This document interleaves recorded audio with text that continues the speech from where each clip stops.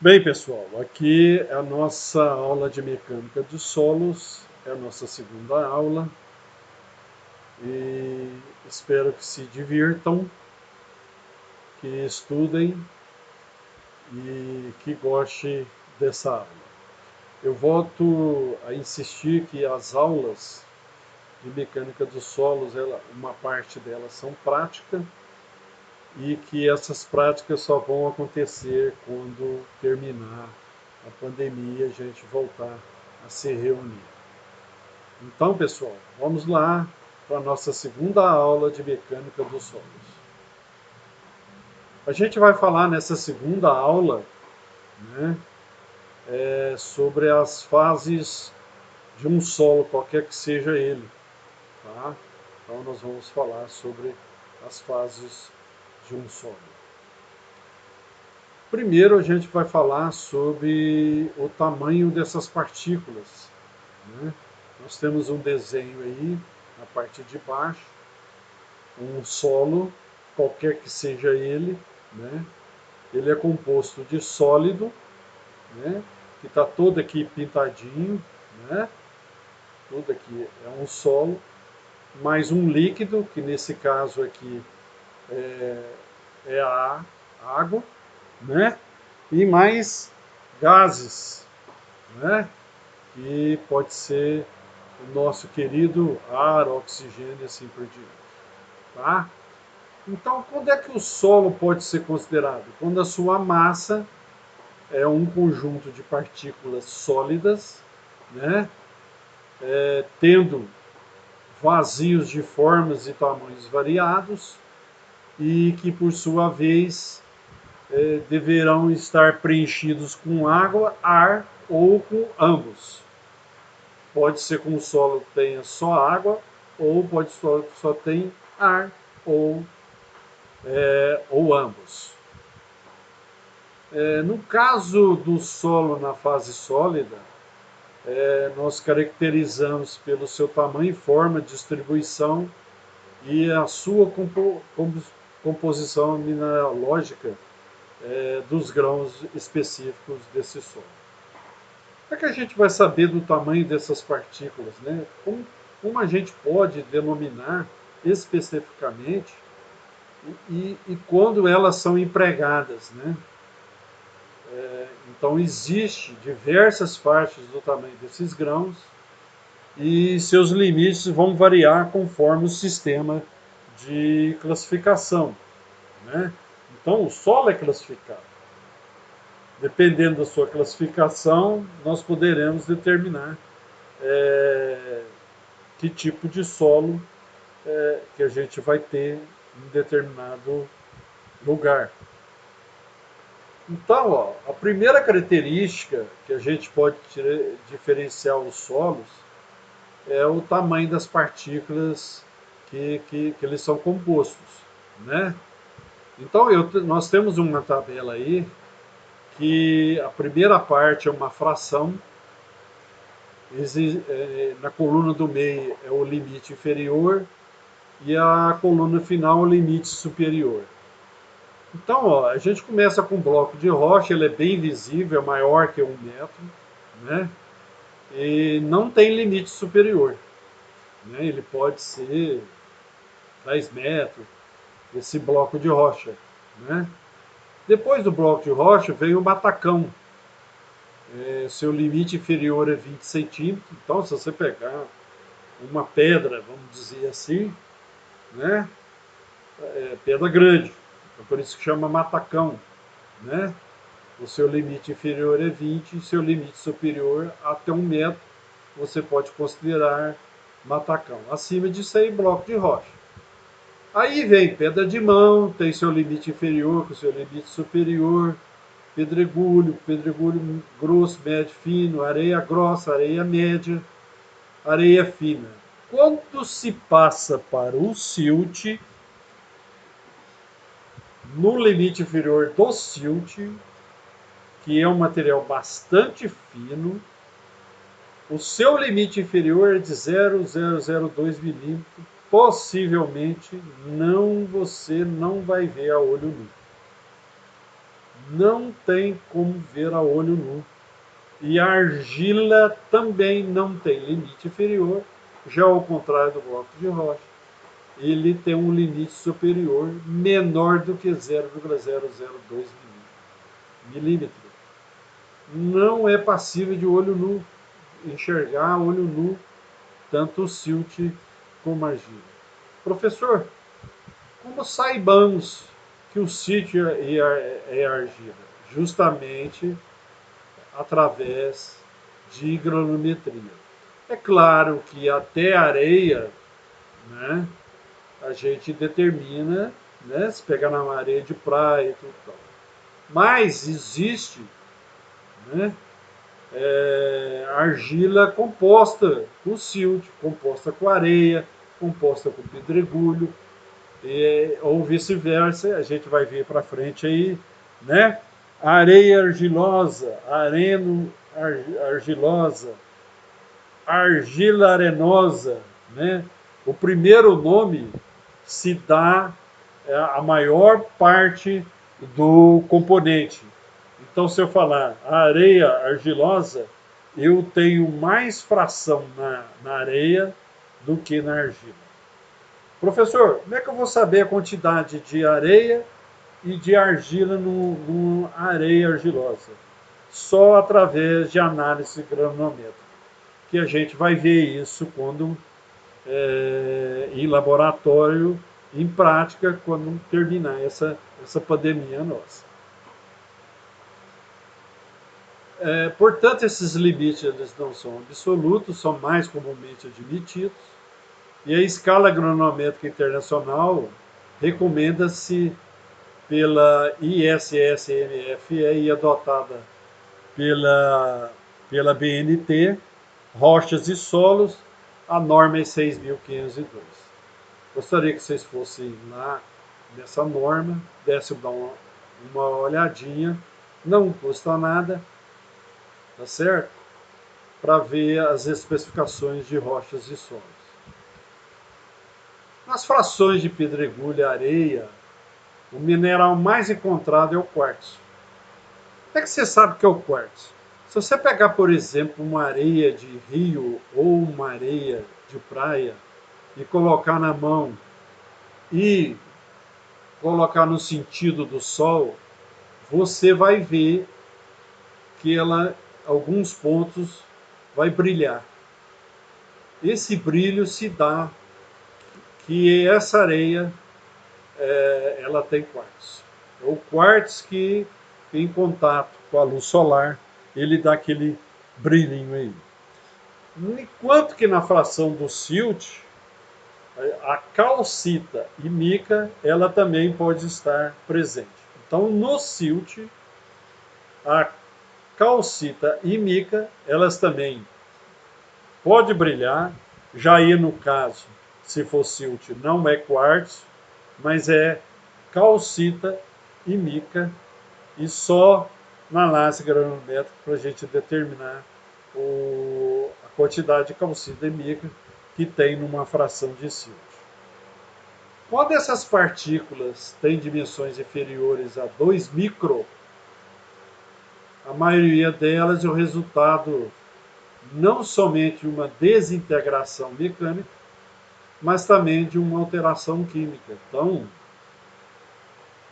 com o passar de milhões de anos, essas partículas elas vão tendo alterações, e quando ela tem essas dimensões inferior a 2 micron, ela, ela, ela passa uma desintegração. Então essa estrutura cristalina desses grãos, elas são diferentes da rocha mãe. Ela não vem da rocha mãe. Então, quando essas partículas, quando elas são inferiores a 2 micron, elas não são provenientes, elas são diferentes da rocha mãe. Por quê? Porque elas foram desintegradas. No caso das partículas finas, elas formam a fração argilosa do solo e são constituídas pelos diversos minerais argílicos que a gente vai ver aí para frente. Então, ó, nós vamos denominar cada uma daquela tabela, né? Estamos ainda falando sobre o tamanho das partículas. Bloco de rocha, fragmento de rocha, transportado ou não, com diâmetro superior a 1 metro. Já o matacão é fragmento de rocha, ele pode ser transportado também ou não, comumente arredondado por intemperismo, a gente vai ver, ou abrasão, que é desgaste, com uma dimensão compreendida entre 200 milímetros e 1 metro. 200 milímetros, 20 centímetros. A pedra de mão é um fragmento de rocha com diâmetro compreendido entre 60 milímetros e 200 milímetros. Ele pode ser também transportado. O pedregulho são formados por minerais ou partículas de rocha com diâmetro compreendido entre 2 milímetros e 60 milímetros.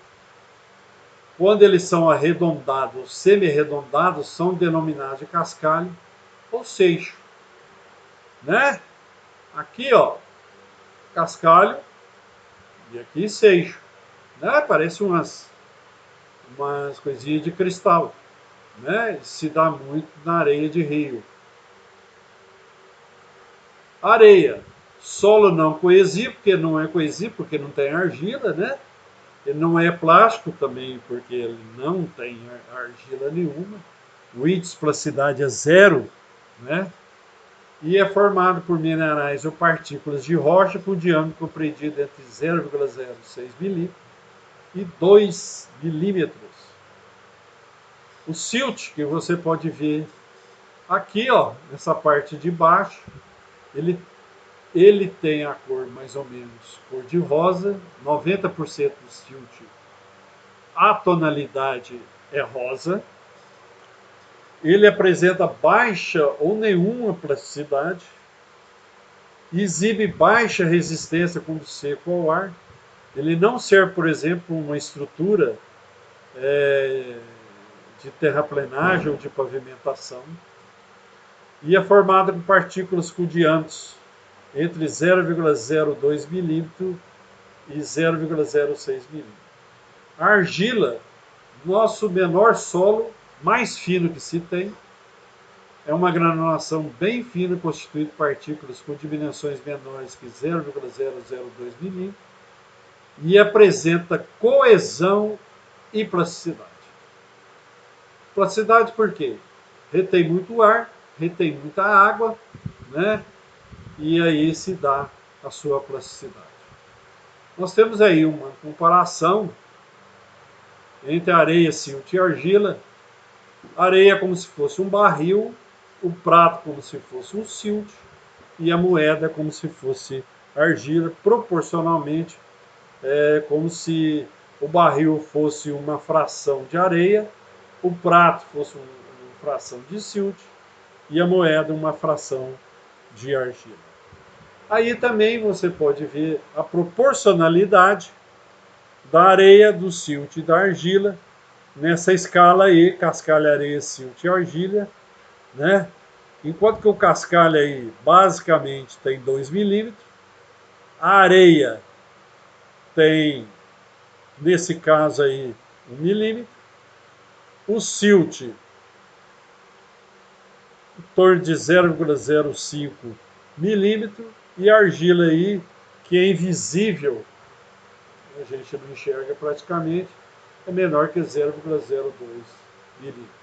Essa é a proporção entre areia, silt e argila, para vocês terem uma ideia. Você tem condições de ver o silt, principalmente ver a argila, quando ela está em volume, numa certa, quando tem várias milhares de frações acumulativas que você tem condições de enxergar a argila. E esses solos são constituídos de minerais. Então a gente vai falar sobre a constituição mineralógica, né? E como são encontrados esses minerais no solo? Eles são basicamente os mesmos que constituem a rocha matriz. ou a rocha-mãe.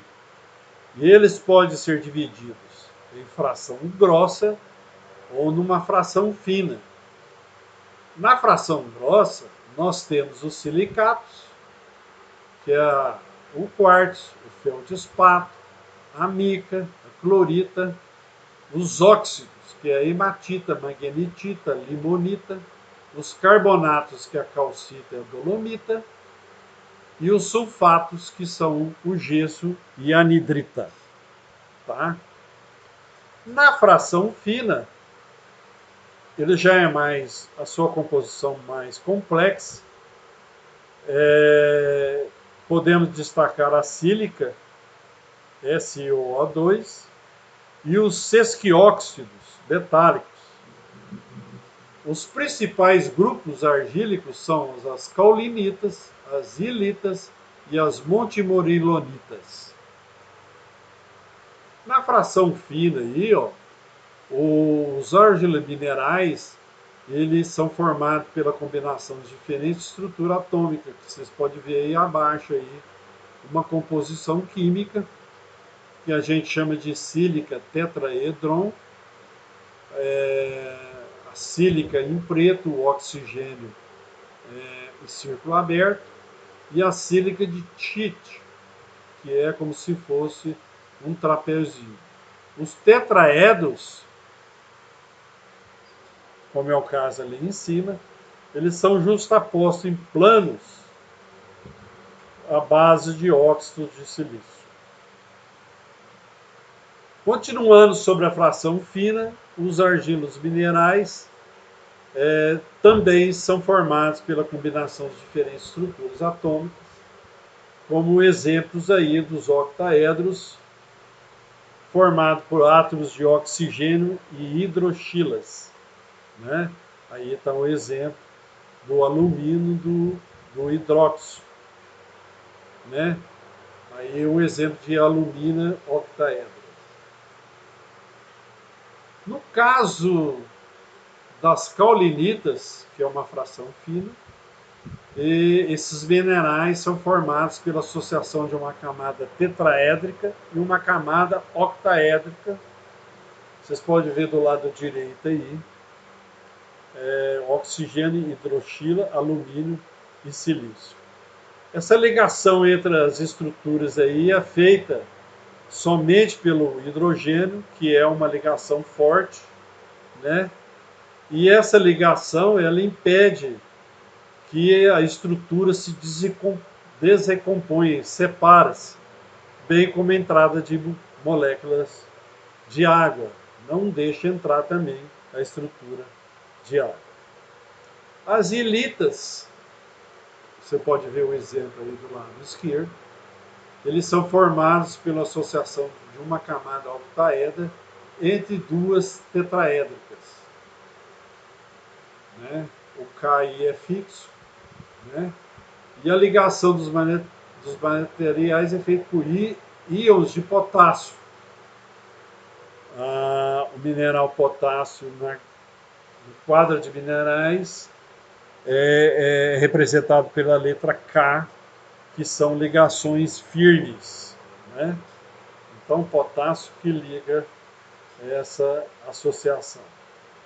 Nas monteborolonitas, que são argilos minerais, que é 2 para 1, a ligação entre os minerais é feita por diversos cátions, que é o cálcio, que é 2 vezes positivo, e o sódio, que é 1 vez positivo, Ca de cálcio e Na de sódio. Elas promovem ligações fracas, não impede a entrada ou saída de moléculas de água nas ligações. Quer dizer, nas monteborolonitas, elas podem conter água. Os cátions, que são positivos aí, ó, eles são facilmente trocáveis pela percolação de soluções químicas. Você pode trocar esse cátion aí, o sódio e o cálcio, você pode trocar. Continuando ainda as monteborolonitas, os solos com grandes quantidades desse material tendem a ser instáveis com a presença de água, né? Então é uma argila muito fraca, né? Ela pode se desestruturar. Então, ela apresenta grande resistência quando é seca, mas ela perde totalmente a sua capacidade de suporte por uma grande quantidade de contaminação de água, por exemplo. Aí tem uma representação de água e de cátions, né? Os cátions são essas partes azuis aí, a água a parte vermelha, né? E ela está falando que sobre variações de umidade, essa argila vai apresentar grandes variações volumétricas, ela retrai-se em processos de secagem e vai se expandir sob processos de uma grande quantidade de água. O tipo de cátion presente numa argila é condicionado à sua estabilidade, o que condiciona o seu comportamento. Então, para se saber a área pela unidade de peso do material considerado, a gente tem que saber a sua superfície específica. Mais para frente, na aula, na terceira aula, eu vou dar um exercício para vocês calcularem a superfície específica de vários materiais, de areia, de silt, de argila. A gente vai dar uma treinadinha nisso aí, né? Para a gente ter a dimensão, né, da superfície e da densidade específica desses materiais. Então, para a gente determinar essa superfície específica, um dos fatores responsável por essas variações a gente vai se encontrar na granulometria. Quais os tipos de materiais de argila e qual vai ser o teor de matéria orgânica, se por acaso o que contém nessa argila. E essa argila, quanto ela for mais fina, a partícula, maior vai ser a superfície. Quanto mais fina, maior a superfície. Parece uma coisa de louco, mas é assim, né? Para você ter um exemplo, a caulonitas, para 10 metros quadrados, ela representa 1 grama, a ielita, 80 metros quadrados, 1 grama, e a montimorolonita, 800 metros quadrados, é referente a 1 grama. Partindo da fase sólida, a gente vai para a fase líquida. Ela é composta, sua maior parte, por água. Professor, pode ter outra contaminação? Pode, mas por indução do homem, por exemplo, uma parte fluída por óleo, por exemplo, né? Mas a fase maior do solo, ela pode ser pela água, podendo conter solutos ou outros fluidos imexíveis, como óleo, eu já disse. No caso, quando tem presença de água, ela vai se apresentar de diferentes formas nesse solo, como vocês estão vendo aí no desenho. Contudo, ela é extremamente difícil se isolar nos estados em que a água se apresenta em seu interior. Então, no caso, se a água for livre, ela preenche os vazios do solo, como está demonstrado aí no desenho do lado direito. Ela pode estar em equilíbrio hidrostático, ou caminhar, ou fluir sob a ação da gravidade, ou de outros gradientes de energia, por acaso, se ela sofrer. O seu estudo rege pelas leis da hidráulica, né? Se ela evaporar, quando o solo é submetido a uma temperatura um pouco superior a 100 graus centígrados, tá? Então, acima de uma temperatura de 100 graus, ela evapora-se.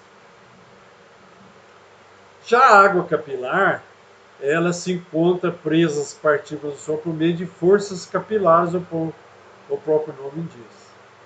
Então, quando ela se leva pelos interstícios né? Esses meandros aqui, ó, devido à ação das tensões superficiais no contato ar, água e solo, elas são oriundas a partir da superfície livre da água, né? Então a água capilar, né, ela é livremente aqui, que é diferente da água adesiva.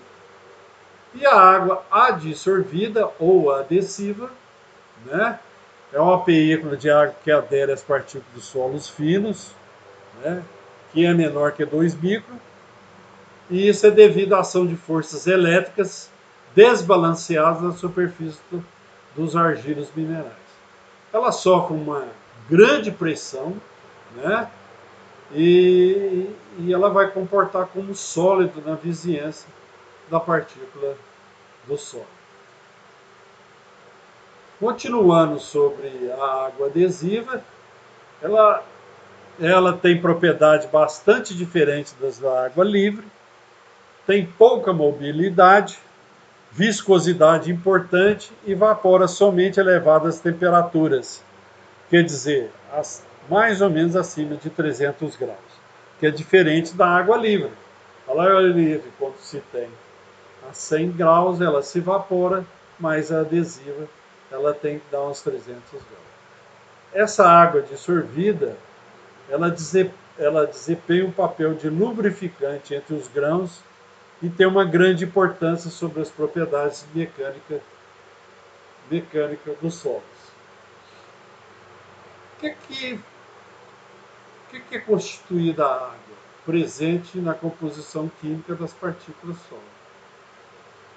Não é retirada utilizando os processos secais tradicionais, né? Partícula de água higroscópica, água dissolvida, água capilar, ser um desenho clássico que a gente pode ver aí. E a água higroscópica é aquela que o solo possui quando em equilíbrio com a umidade atmosférica e a temperatura também ambiente. Você pode ver que ela circunda, tá? Circunda a água adsorvida, né?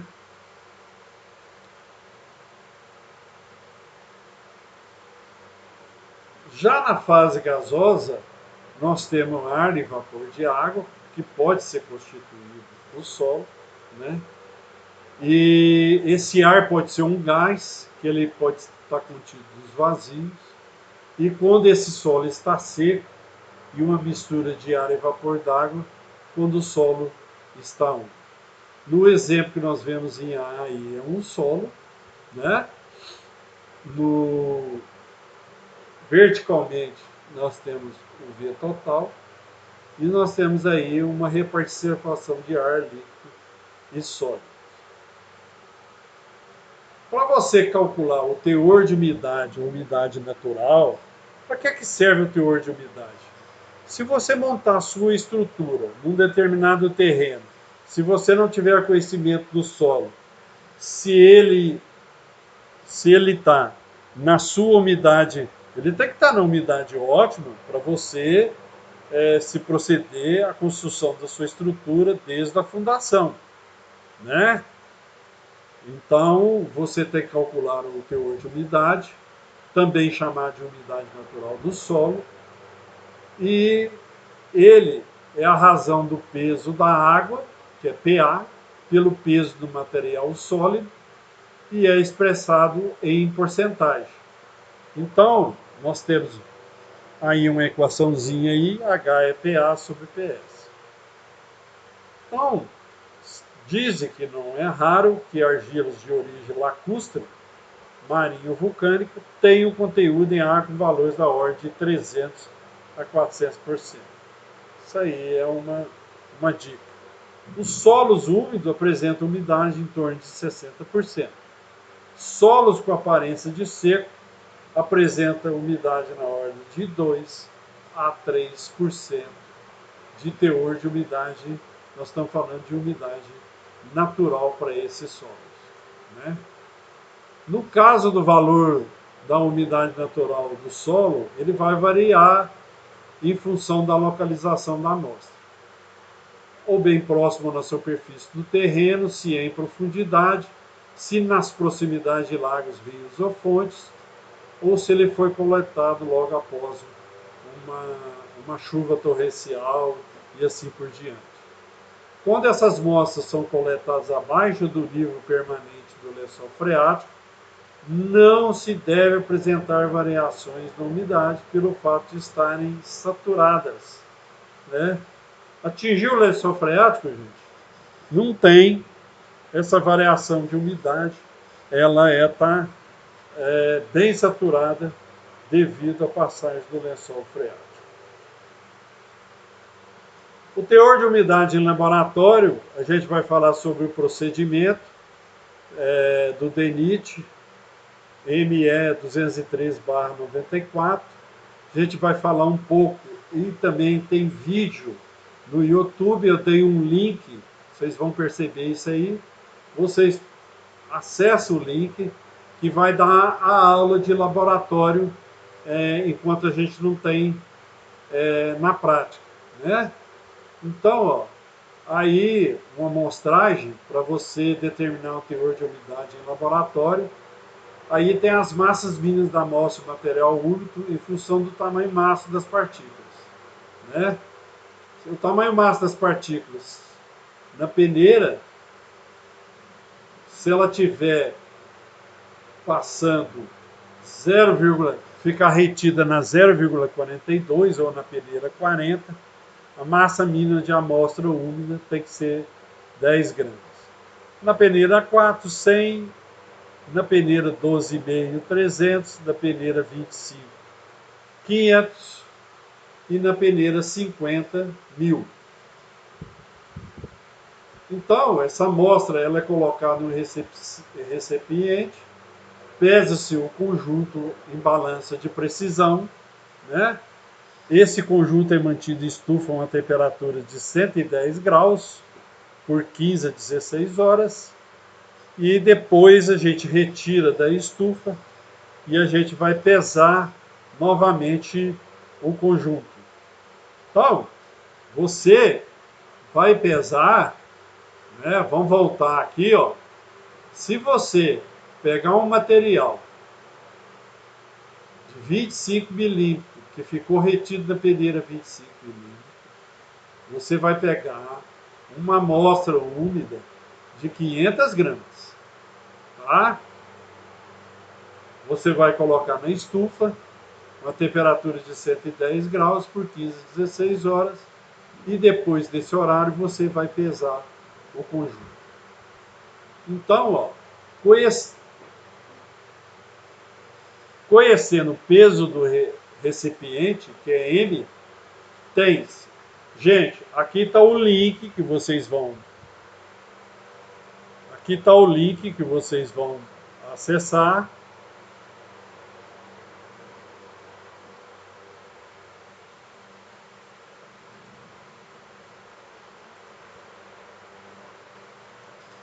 O link que vocês vão acessar, copiem, tá?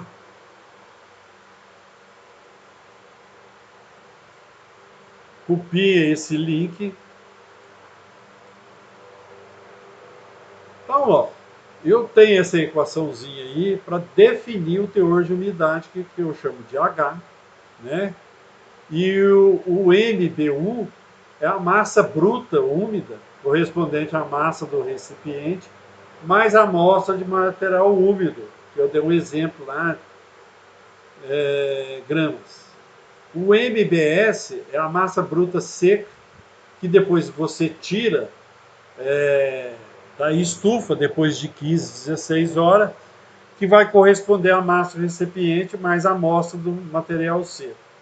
E M, esse Mzinho aí, é a massa do recipiente, que você, antes de colocar a sua amostra, você tem que pesar a massa desse recipiente. Então, gente, vamos lá no YouTube, pega esse link, joga lá, que vai ter amostragem desse procedimento. Tá? Para você determinar o teor de umidade em campo, é através do método do SPID. Nós também teremos essa prática na volta depois da pandemia, né? E a gente vai determinar o teor de umidade de solos agregados miúdos com SPID. Para que serve isso aí? Porque quando você coleta material lá no campo, no caso de construção ou de restauração de pavimentos, no caso de subleito, subbase e base, né? Você coleta esse material, uma certa quantidade de material, leva-se o laboratório, você determina a densidade do material daquela estaca que foi tirada no campo e determina também a sua umidade natural. Né? Então, a determinação expedida de teor de umidade de solos e agregados miúdos com SPID. Vocês estão vendo aí a realidade. No laboratório nosso, nós temos o método SPID e na volta da prática a gente pode determinar isso aí. Então, você vai ter uma amostra de solo, nós temos o carbureto de cálcio, que é uma ampola, a gente pega essa amostra de solo, coloca dentro do cilindro, né? E é um aparelho medidor de pressão de gás, que é, na verdade, o SPID, né?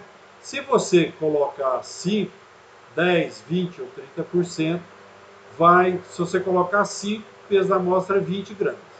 Se você colocar 10, o peso da amostra é 10. Se você colocar 20 é 5. Se você colocar 30 ou mais, o peso da amostra é 3. Então, essa aí é a tabela do peso da amostra em função da umidade admitida. Feito isso, gente, né, você coloca essa amostra no SPID com 2 esferas para quebrar a ampola do carbureto de cálcio. Fecha-se o aparelho, agita até quebrar essa ampola e vocês estão vendo aqui, ó, o manômetro, né? Espera-se que a pressão manométrica ficar constante e você faz uma leitura. Na caixinha aqui, ó, existe uma tabela, tá? Que se determina, tá?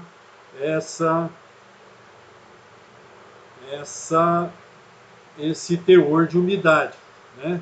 Porque a água reagiu com o carbureto, né?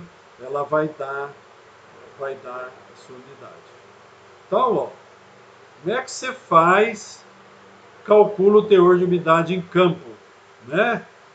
Vocês podem ver aqui que no YouTube, tá? Tem também um procedimento. H é o teor de umidade em relação ao peso do solo seco em porcentagem. E H1 é a umidade dada pelo aparelho SPID em relação à amostra total úmida que você tirou lá no campo através do SPID.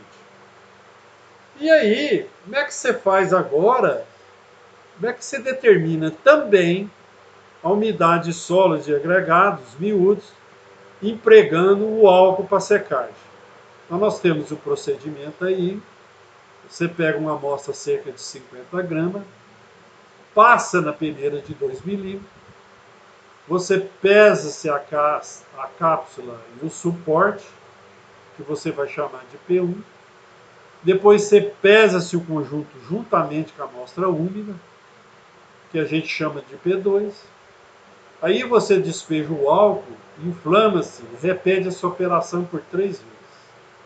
Aí você pesa-se o conjunto com a amostra seca, P3, tá? E determina-se o peso da amostra úmida, que é pH é igual P2 menos P1, e determina-se também o peso da amostra seca, que é PS P3 menos P1. No YouTube também tem esse procedimento, é só você ir lá e quando a gente voltar na prática a gente vai também fazer. Aqui também H é igual pH menos PS sobre PS vezes 100 é a equação que você determina a umidade sólida de agregados miúdos, empregando o álcool. Esse foi o fim da segunda aula. Espero que vocês tenham gostado, se divertido, né? Espero que vocês entrem lá no YouTube para assistir o procedimento e, se Deus quiser, a gente tenha as aulas práticas e a gente repita isso e logo dentro do laboratório do Instituto Federal. Até mais, até a nossa aula 3.